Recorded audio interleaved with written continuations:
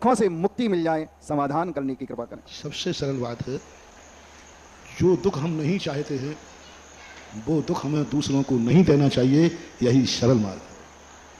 हम चाहते, जो दुख हम नहीं चाहते, यदि मान लीजिए आप बीमारी नहीं चाहते हो तो किसी बीमार व्यक्ति के लिए आप उसकी बीमारी दूर कीजिए। आप गरीबी नहीं चाहते हो तो किसी गरीब को गोद ले लीजिए।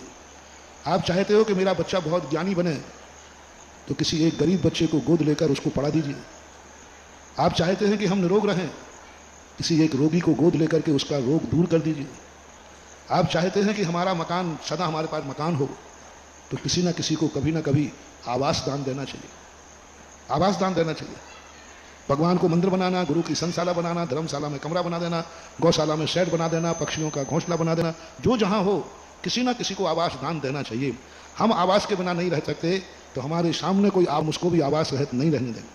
हम धनहीन नहीं होना चाहते हैं तो हमारे सामने कोई धनी आएगा तो हम शक्ति प्रमाण उसको कुछ ना कुछ देंगे।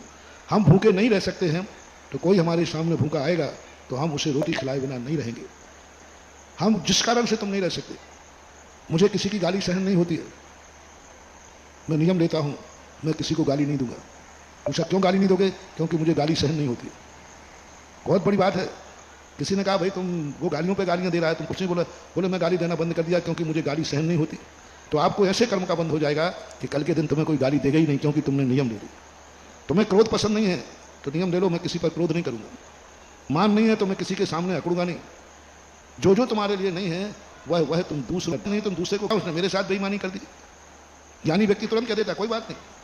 तुमने कहा कि भाई तुम्हें ठग लिया, देखो ये 500 रुपये का कपड़ा था और तुम्हें 1000 में दिया, तो ज्ञानी कहेगा तो कोई बात नहीं, क्या बात है? पागल, तुझे कुछ भी पता नहीं चल रहा, 500 का कपड़ा तुझे 1000 में दिया है, बोले कोई बात नहीं, ठग लिया। मैं भी तो ठगता हूँ, मेरे यहाँ शराबे की दुकान है, मैं भी 50,000 का माल 1 लाख में देता हूँ, क्या बात होगा? मैं भी ठगता हूँ। जब तुम्हें अपनी ठगी का मालूम है मैं ठगता हूँ तो कोई दूसरा ठग रहा है तो उसको बुरा क्यों कहते? चोर चोर को बुरा कह रहा है, पापी पापी को बुरा कह रहा है? नहीं। या तो एक्सेप्ट करो कि मैं ठगता हूं, कोई मुझे ठगेगा, मैं गाली देता हूं, कोई मुझे देगा, मैं दूसरों की बुराई करता हूं, कोई मेरी करेगा, करे, कोई फर्क नहीं पड़ता।